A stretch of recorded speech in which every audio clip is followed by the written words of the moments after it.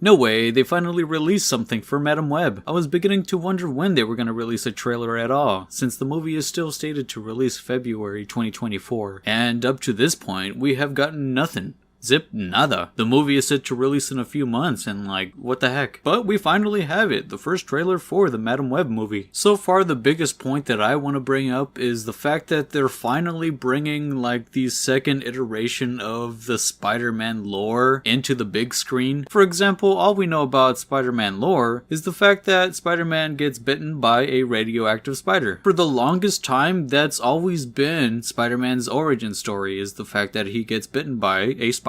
But by the time the 2000s hit, for some reason they decided to change his origin story, and they even explained so through the story of the Amazing Spider-Man comic run itself. The fact that Spider-Man's origin involved radiation was just a big no for people back then, or at least for Marvel. And so what they decided to do in the 2000s, during the Amazing Spider-Man's second volume run, was change Spider-Man's origin story. A random character named Ezekiel showed up in the comics and explained to Spider-Man how, was it truly the radiation through the spider that gave him his powers? Or was it some sort of spiritual spider thing that ended up chose him to have the spider powers? Ezekiel was first established as a mystery about how he managed to surprise Spider-Man by coming up close to him without Spider-Man's spidey sense going off. And after spewing a little bit of lore to Spider-Man, it intrigued him. But finally with this movie, it looks like we're getting that very same possible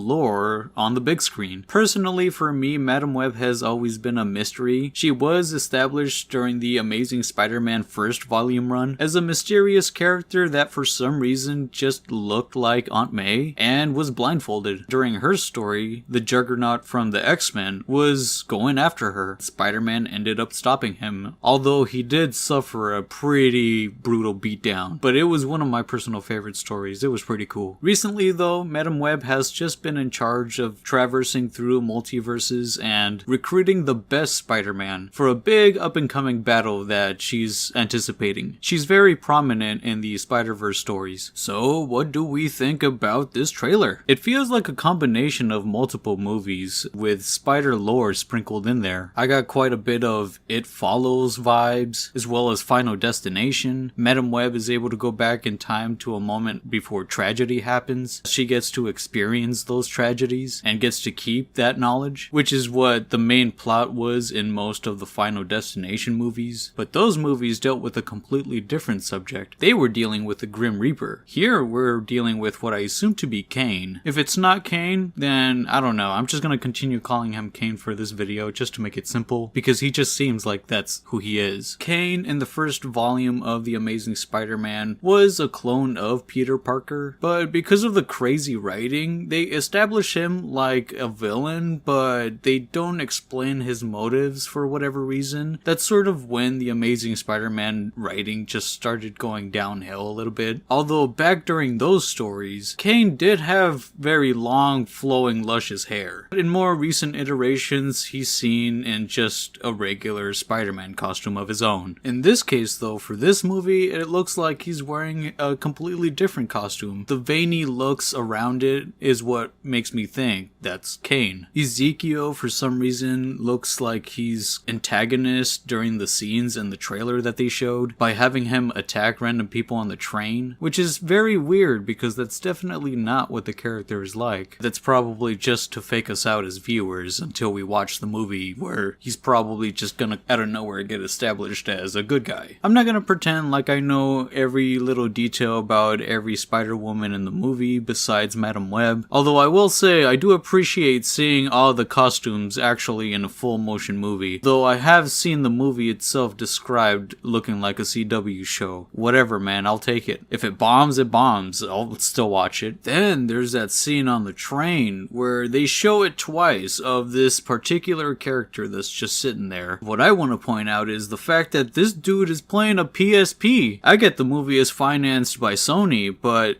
A PSP? They haven't sold those for years. There's nothing wrong with having the guy play a PSP, but like, it's just the fact that it hasn't been a thing for so long. I remember last seeing it in like the other movie Snakes on a Plane, where a character in that movie was also playing a PSP. Because of Hollywood writing, he was able to land the plane. Let's see if this guy in this movie ends up doing something cool because of his PSP experience. I wonder if he also bought the PS Vita, or he was inclined to just stick with the old school PSP because he didn't want to afford the proprietary memory stick that you have to buy with it in order to store your save files. That was whack. I will say though, definitely being a comic book reader, I'm very inclined to just see the movie because of that. Although that's not the only reason why I even watch these movies. Like, I haven't even watched Morbius. I read the comic books, but I haven't even watched Morbius. I consider that one definitely to be really bad and probably not a good use of my time to watch. But this one, there's multiple Spider-Woman doing crazy shit. I want to watch that. Especially the fact that they're gonna finally introduce in the big screen the second iteration to Spider-Man's history and lore, back when they wanted to change his origin story a little bit. But anyways, that's all I really have for you guys. If you enjoyed this video at any point, make sure to like and subscribe, and I'll see you guys next time. Peace.